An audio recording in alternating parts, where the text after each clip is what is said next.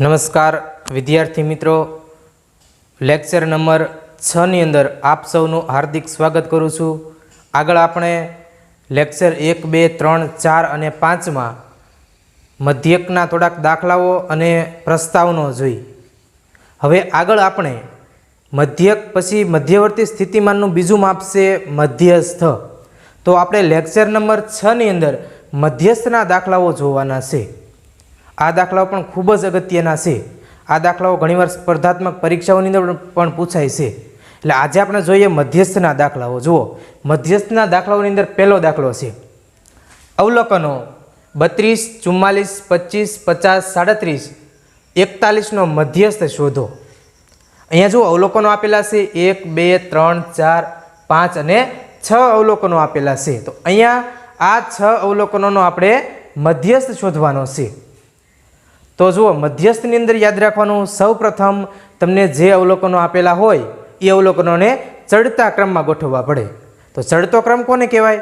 તો કે સૌ પ્રથમ પહેલાં નાની સંખ્યા આવે, પછી એની કરતાં મોટી સંખ્યા, એની પછી એની કરતાં મોટી સંખ્યા, છેલ્લે સૌથી મોટી સંખ્યા આવે, તો એને ચડતો ક્રમ કહેવાય। ચડતા ક્રમમાં ગોઠવી શકો અથવા તો ઉતરતા ક્રમમાં તમે ગોઠવી શકો। જો ઉતરતો ક્રમ કઈ રીતે? પહેલાં સૌથી મોટી સંખ્યા, એની કરતાં નાની સંખ્યા, એની કરતાં નાની સંખ્યા અને છેલ્લે સૌથી નાની સંખ્યા। તો અહીંયા આપણે બધા જ દાખલાની અંદર એક જ પેટર્ન રાખશું, ચડતા ક્રમમાં ગોઠવશું। ચડતા ક્રમમાં તમે ગોઠવો એટલે તમને વધારે સરળ પડે। તો અહીંયા જોઈએ આપણે દાખલો। તો અહીંયા જે આપણે પહેલાં અવલોકનો આપેલા છે એને ચડતા ક્રમમાં ગોઠવીએ। તો અહીંયા લખશું પહેલાં અહીં આપેલ અવલોકનોને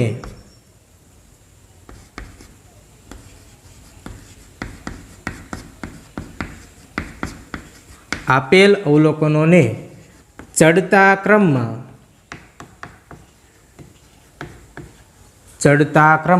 ગોઠવતા। અહીંયા તમને જે અવલોકનો આપેલા છે એને આપણે ચડતા ક્રમમાં ગોઠવવાના છે। ચડતો ક્રમ એટલે સૌથી પહેલા આવશે સૌથી નાનું અવલોકન। તો જુઓ ને, અહીંયા જે અવલોકનો આપેલા છે એ પૈકી સૌથી નાનું અવલોકન કયું? તો કે સૌથી નાનું અવલોકન થાય 25। તો અહીંયા સૌ પ્રથમ લખવાના 25। એની કરતાં મોટું અવલોકન જુઓ, 25 કરતાં મોટું અવલોકન 32, પછી આવશે 32। એની કરતાં મોટું અવલોકન 37, તો એની પછી આવશે 37। એની કરતાં આગળ એની કરતાં મોટું અવલોકન કયું થશે? 41। 41 કરતાં મોટું અવલોકન 44 અને છેલ્લે સૌથી મોટું અવલોકન આવશે 50। તો અહીંયા આપણે આપેલ અવલોકનોને ચડતા ક્રમમાં ગોઠવ્યા। કયા ક્રમમાં ગોઠવા? જુઓ, આપેલ અવલોકનોને ચડતા ક્રમમાં ગોઠવતા। તો જો સૌથી પહેલાં સૌથી નાનું અવલોકન 25, એની કરતાં મોટું 32, 37, 41, 44 અને 50। અને ખાસ યાદ રાખવાનું, અહીંયા અવલોકનોની સંખ્યા પહેલાં ગણી લેવી, 1, 2, 3, 4, 5 અને 6। પછી અહીંયા પણ અવલોકનોની સંખ્યા ગણી લેવી। જુઓ, 1, 2, 3, 4, 5 અને 6। તો બંને સંખ્યા સમાન થવી જોઈએ। તો ઘણીવાર શું થાય કે ચડતા ક્રમમાં ગોઠવતા વચ્ચે એક અવલોકન ભૂલાઈ જાય। શું થાય? વચ્ચે એક અવલોકન ભૂલાઈ જાય। તો એવું ન થાય એની માટે શું કરવાનું? બંને અવલોકન આપણે ગણી લઈશું। એટલે બંને જો 6 થઈ જશે। હવે આગળ લખશું n બરાબર 6a, n બરાબર 6। હવે 6 છે એ અયુગ્મ સંખ્યા છે કે યુગ્મ સંખ્યા છે? તો કે 6 છે એ યુગ્મ સંખ્યા છે। તો n બરાબર 6a યુગ્મ સંખ્યા છે। યુગ્મ સંખ્યા છે। હવે આપણે જો મધ્યસ્થની અંદર બે સૂત્રો છે, એક યુગ્મ માટે અને એક અયુગ્મ માટે। તો યુગ્મ માટે કયું સૂત્ર છે? તો કે મધ્યસ્થ m બરાબર n+1/2 મૂ અવલોકન। યુગ્મ માટે કયું છે? તો કે મધ્યસ્થ m બરાબર n/2 મૂ અવલોકન પ્લસ n/2 પ્લસ 1 મૂ અવલોકન। આખાના છેદમાં કેટલા આવશે? 2 આવશે। જો અહીંયા n કેવો છે? યુગ્મ છે કે અયુગ્મ છે? તો કે યુગ્મ છે। તો યુગ્મ માટે સૂત્ર વાપરીએ આપણે। તેથી મધ્યસ્થ એને આપણે સંકેતમાં દર્શાવીએ કેપિટલ M। મધ્યસ્થ કેપિટલ N બરાબર n/2 મૂ અવલોકન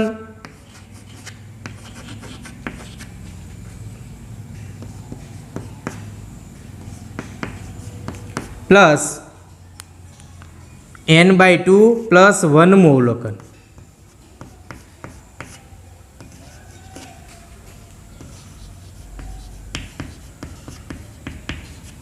જુઓ સૂત્ર, અને આખાના છેદમાં કેટલા આવશે? છેદમાં 2.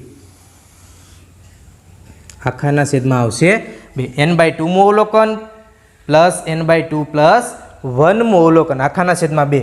હવે અહીંયા જુઓ આપણે n ની કિંમત ખબર છે. n કેટલા છે જુઓ? 6. તો અહીંયા લખશું 6ના છેદમાં 2મું અવલોકન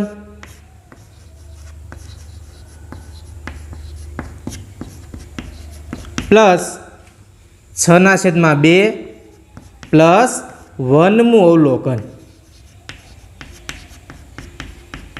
અને આખાના છેદમાં કેટલા આવશે જુઓ? ખાસ સૂત્રમાં ભૂલાય નહીં, છેદમાં 2. જો છેદમાં તમે 2 ભૂલી જશો છેલ્લે આપણે જવાબ ખોટો મળશે. બરોબર છે. હવે સાદુરૂપ આપો 6ના છેદમાં 2. 6/2 એટલે 3. તો અહીંયા લખશું 3મું અવલોકન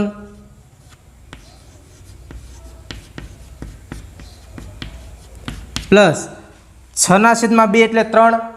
3 વત્તા 1 કેટલું થશે? 4. તો 4મું અવલોકન અને આખાના છેદમાં આવશે 2. હવે ખાસ યાદ રાખો 3મું અવલોકન એટલે કે ત્રીજું અવલોકન. જો અહીંયા આપણે ચડતા ક્રમમાં ગોઠવા પછીનું ત્રીજું અવલોકન લેવાનું.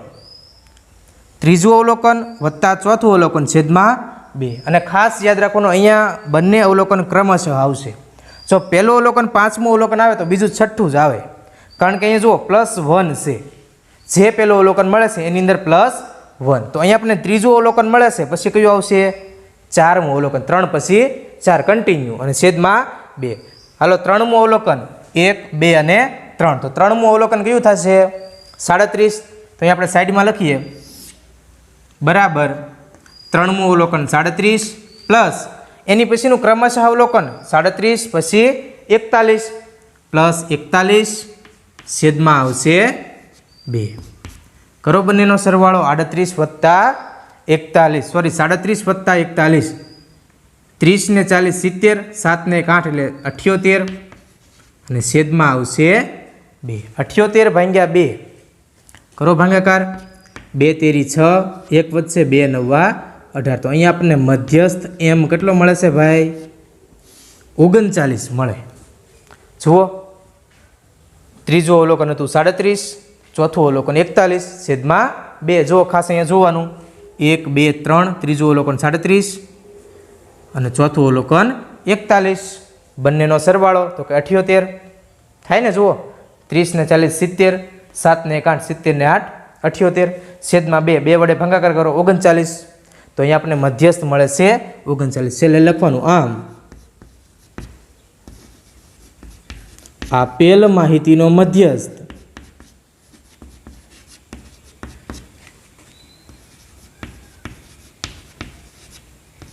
$39 મળે.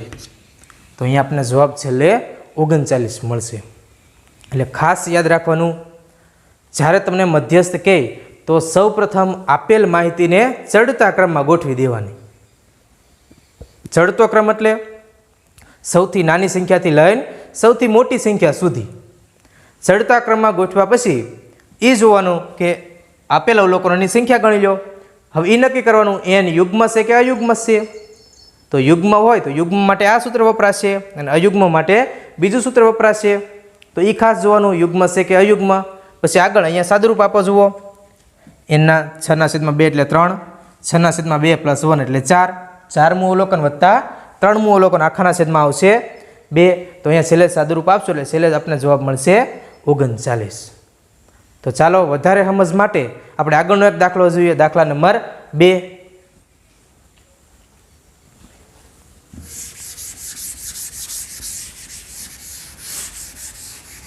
જો આગળનો દાખલો છે 11 વિદ્યાર્થીઓના વજન કિલોગ્રામમાં.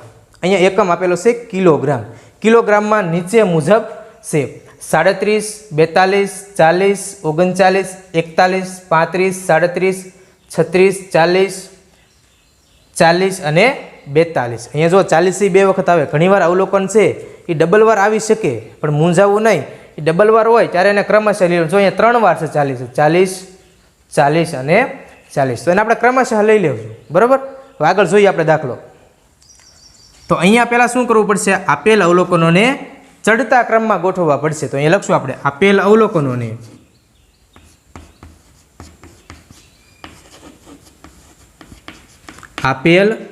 અવલોકનોને ચડતા ક્રમમાં ગોઠવતા. ચડતા ક્રમમાં ગોઠવતા.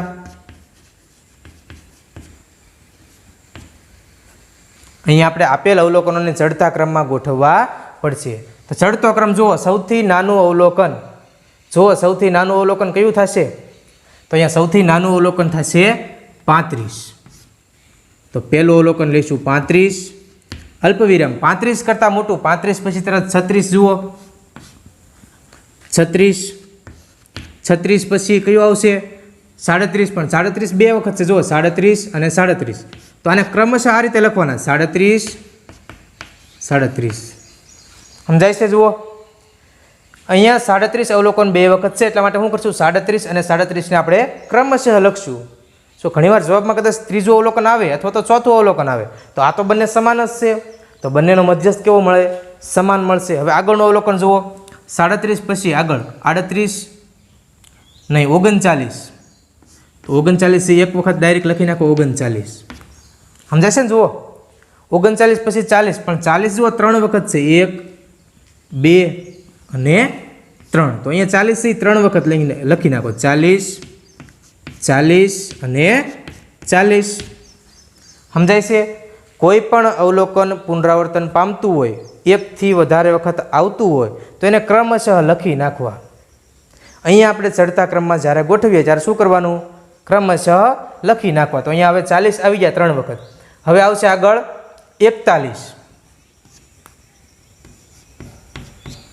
41 પછી 42, પરંતુ જુઓ 42 એ બે વખત છે, 42 અલ્પવિરામ 42. હવે આપણે ખાસ પહેલાં અવલોકનોની સંખ્યા ગણી લઈ. જુઓ 1 2 3 4 5 6 7 8 9 10 અને 11. અહીંયા પણ અવલોકનોની સંખ્યા ગણી લો, 1 2 3 4 5 6 7 8 9 10 અને 11. તો બંને અવલોકનો સમાન થઈ ગયા. એનું મતલબ એવું કે એકે અવલોકન ભૂલાતું નથી. હવે જોઈએ અવલોકનોની સંખ્યા n બરાબર કેટલી છે? જુઓ n બરાબર 11. એ યુગ્મ થાય કે અયુગ્મ? અયુગ્મ એટલે એકી સંખ્યા અને યુગ્મ એટલે બેકી સંખ્યા. તો n બરાબર 11 એ અયુગ્મ છે, અયુગ્મ છે. તો હવે અયુગ્મ માટે તો સરળ સૂત્ર છે મધ્યસ્થ બરાબર. તેથી મધ્યસ્થ m બરાબર n+1/2મું અવલોકન. સમજાય છે? જુઓ જ્યારે n અયુગ્મ હોય તો એની માટે બહુ સિમ્પલ અને સરળ સૂત્ર છે. મધ્યસ્થ m બરાબર n+1/2મું અવલોકન છે ને ડાયરેક્ટ. હવે n ની કિંમત મૂકો, 11 બરાબર 11 + 1/2મું અવલોકન.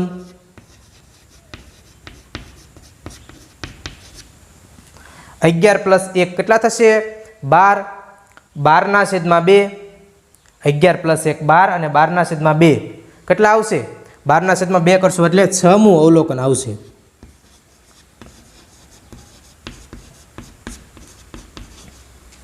આનું મતલબ એવું થાય કે 6મું જે અવલોકન હશે એ આપેલ માહિતીનો મધ્યસ્થ થાય. 6મું અવલોકન જુઓ, ગણો 1 2 3 4 5 અને 6.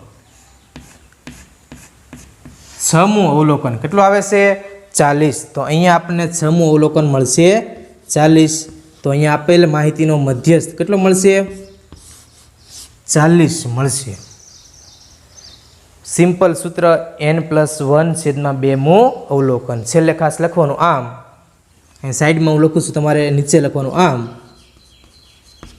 આપેલ માહિતીનો મધ્યસ્થ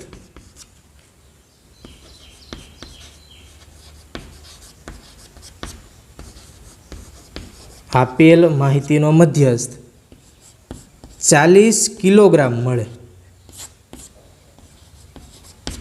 હવે જુઓ કિલોગ્રામ શા માટે લખાય તમને ખબર હોવી જોઈએ. કિલોગ્રામ શા માટે લખ્યા? જુઓ અહીંયા બાળકોના વજન, વિદ્યાર્થીઓના વજન કિલોગ્રામની અંદર આપેલા છે. શેમાં આપેલા છે? કિલોગ્રામની અંદર આપેલા છે. એટલા માટે આપણે અહીંયા એકમ લખેલો છે કિલોગ્રામ. હજી આપણે થોડાક આગળ આવા પ્રકારના દાખલા જોઈએ. જુઓ આગળનો દાખલો છે દાખલા નંબર 3. પ્રથમ 10 પ્રાકૃતિક સંખ્યાઓનો મધ્યસ્થ શોધો.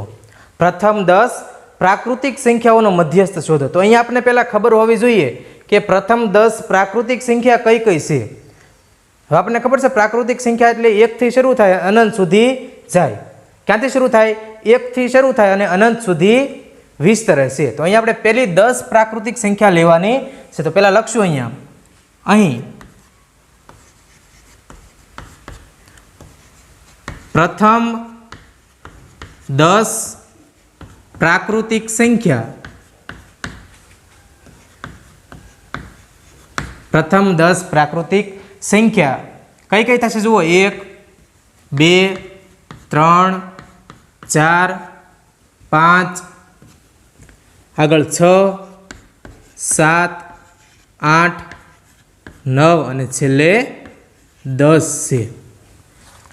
પ્રથમ 10 પ્રાકૃતિક સંખ્યાઓ જુઓ 1 થી શરૂ થાય અને 10 સુધી આવશે. માત્ર આપણે પ્રથમ 10 લેવાની છે. હવે જુઓ મધ્યસ્થની અંદર આપણે એવું કરીએ છીએ કે આપેલ અવલોકનોને ચડતા ક્રમમાં ગોઠવીએ. તો અહીંયા આપેલ અવલોકનો જુઓ નહીં ઓલરેડી ચડતા ક્રમમાં જ છે. તો અહીંયા આપણે ચડતા ક્રમમાં ગોઠવવાના રહેતા નથી. ખાસ યાદ રાખવાનું અહીંયા ચડતા ક્રમમાં ગોઠવેલા છે. તો અહીંયા આપણે નીચે કાંઈ ગોઠવવાની જરૂર રહેતી નથી.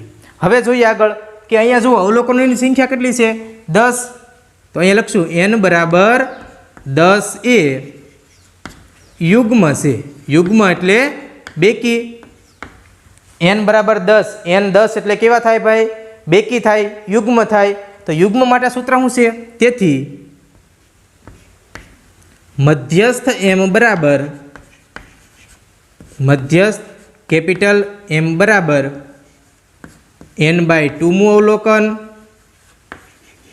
આપણે હવે અહીંયા અવલોકનને ટૂંકમાં લખશું અવ.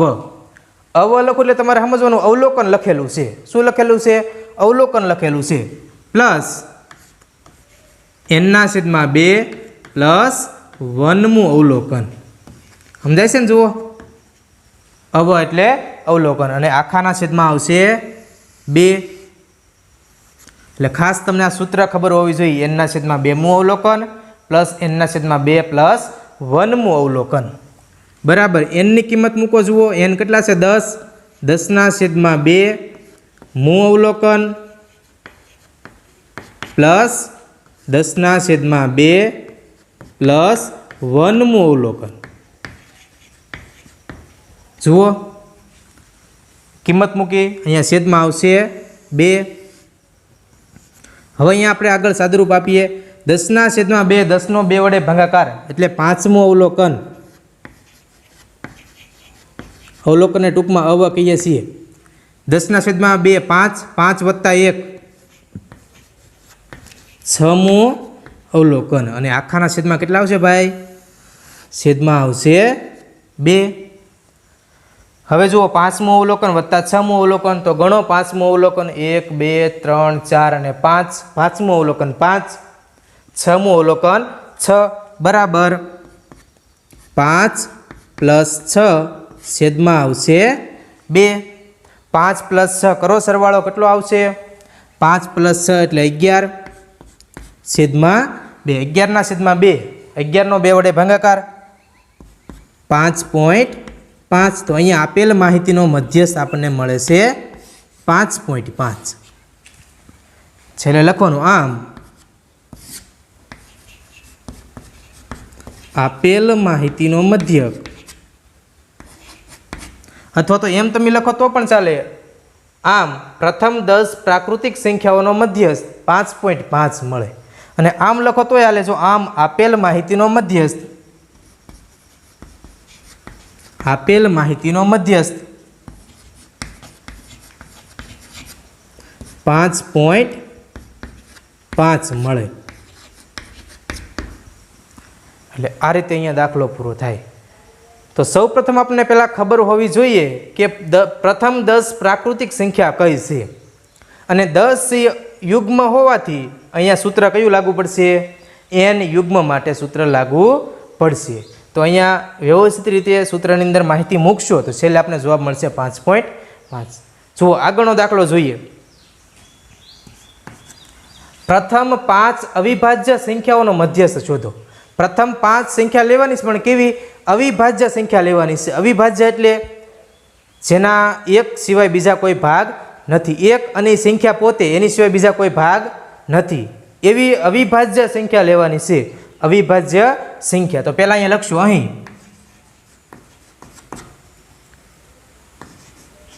પ્રથમ 5 અવિભાજ્ય સંખ્યાઓ, અવિભાજ્ય સંખ્યાઓ કઈ કઈ થાય? અવિભાજ્ય સંખ્યા. અને ખાસ પ્રથમ 5 લેવાની છે, ગમે એ 5 નથી લેવાની, પ્રથમ કન્ટિન્યુ 5 લેવાની છે. એટલે અવિભાજ્ય સંખ્યા 2 થી શરૂઆત થાય. 2, 3, 5, 7, પછી 9 નહીં આવે. જુઓ 9ના ભાગ પડશે, ખાસ યાદ રાખજો. 3 તેરી 9, બરાબર ને? ઘણા લખશે 2, 3, 5, 7 અને 9, પણ 9 એકી સંખ્યા છે, અવિભાજ્ય સંખ્યા નથી. તો 9 પછી કયું આવશે? સીધું 11. અવલોકનો આપણને મળી જાય પછી આપણે શું કરીએ છીએ? આપણે એને ચડતા ક્રમમાં ગોઠવીએ છીએ. તો અહીંયા જો આ ઓલરેડી ચડતા ક્રમમાં જ છે, તો આને પણ ચડતા ક્રમમાં ગોઠવવાના નથી, કારણ કે ચડતા ક્રમમાં તો છે જ તે. હવે જોઈએ n બરાબર અવલોકનોની સંખ્યા કેટલી છે? n બરાબર 5 એ અયુગ્મ છે. હવે n જ્યારે અયુગ્મ હોય ત્યારે એની માટે સિમ્પલ સૂત્ર છે. તેથી મધ્યસ્થ m બરાબર, તેથી મધ્યસ્થ કેપિટલ M બરાબર n+1/2 મું અવલોકન. સીધું જ આવી જાય. n+1/2 મું અવલોકન. n એટલે n ની કિંમત થશે 5, 5+1/2 મું અવલોકન. 2 મું અવલોકન. 5 + 1 6/2 મું અવલોકન.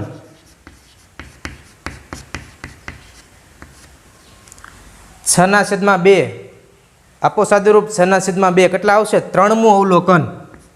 એટલે અહીંયા આપણને મળશે 3 મું અવલોકન. તો ગણો 3 મું અવલોકન કયું થશે? 1, 2 અને 3.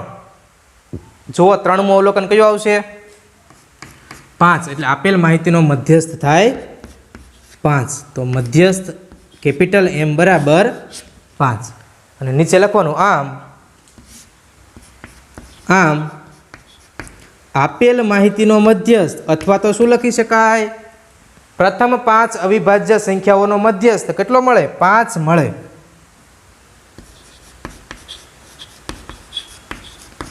માહિતીનો મધ્યસ્થ 5 મળે. અહીંયા આપણો તો દાખલો પૂરો થાય. એટલે ખાસ યાદ રાખવાનું, જ્યારે તમને શાબ્દિક લખાણ આપેલું હોય ત્યારે એના અવલોકનો આપણને ખબર હોવી જોઈએ. જો અવલોકનો તમને આવડે તો દાખલો બહુ સિમ્પલ બની જાય, દાખલો બહુ સરળ થઈ જાય. તો હજી આપણે આગળ જોઈએ દાખલાઓ. તો દાખલા નંબર 5. 12 વિદ્યાર્થીઓની ઊંચાઈ સેન્ટીમીટરમાં આપેલી છે, નીચે મુજબ છે. ઊંચાઈ શેમાં આપેલી છે? સેન્ટીમીટરની અંદર આપેલી છે. 159, 148, 138, 150, 165, 166, 145, 152, 155, 160, 147, 151. 12 વિદ્યાર્થીઓની ઊંચાઈ આપેલી છે. તો અહીંયા આપણે મધ્યસ્થ શોધવો હોય તો શું કરવું પડે? આપેલ અવલોકનોને પહેલાં ચડતા ક્રમમાં ગોઠવવા પડે.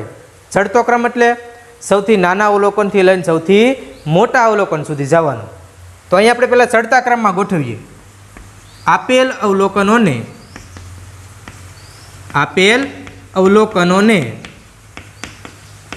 ચડતા ક્રમમાં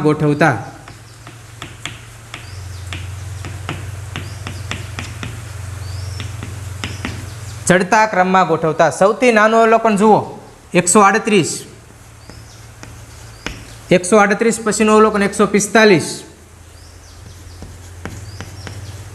145 પછી 147, 147 પછી 148,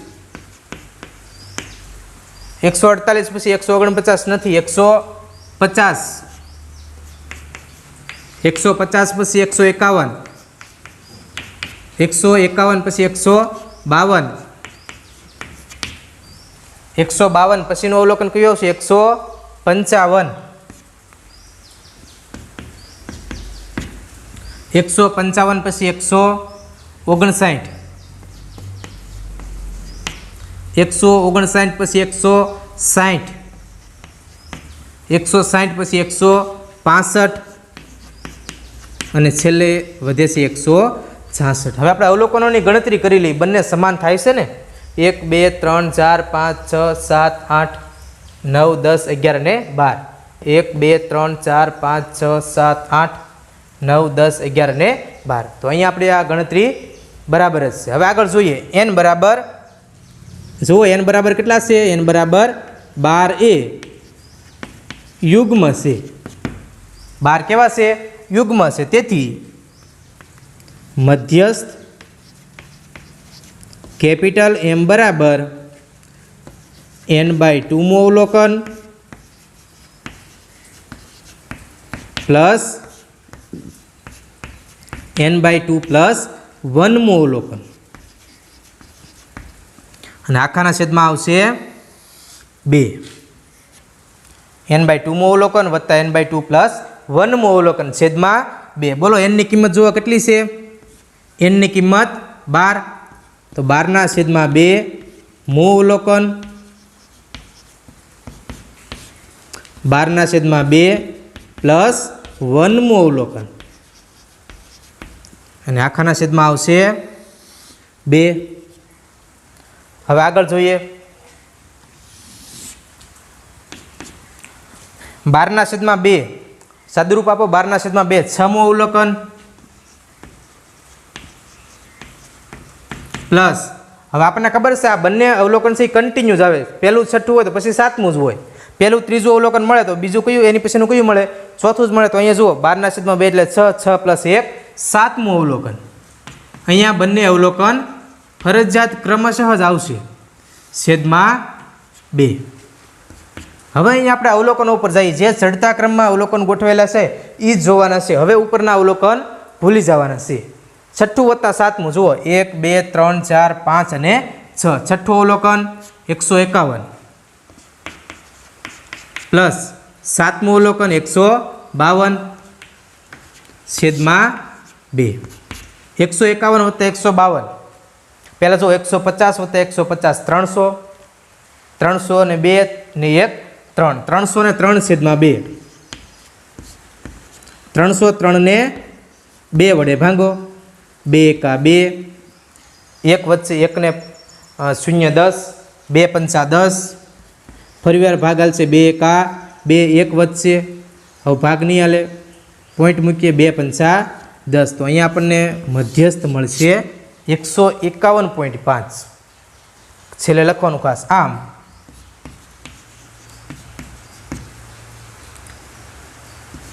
12 વિદ્યાર્થીઓના 12 વિદ્યાર્થીઓની ઊંચાઈનો મધ્યસ્થ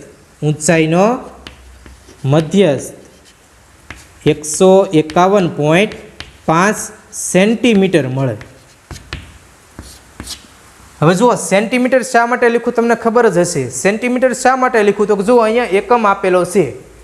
12 વિદ્યાર્થીઓની ઊંચાઈ સેન્ટીમીટરની અંદર આપેલી છે. તો અહીંયા આપણે ખાસ એકમ લખવો પડે સેન્ટીમીટર.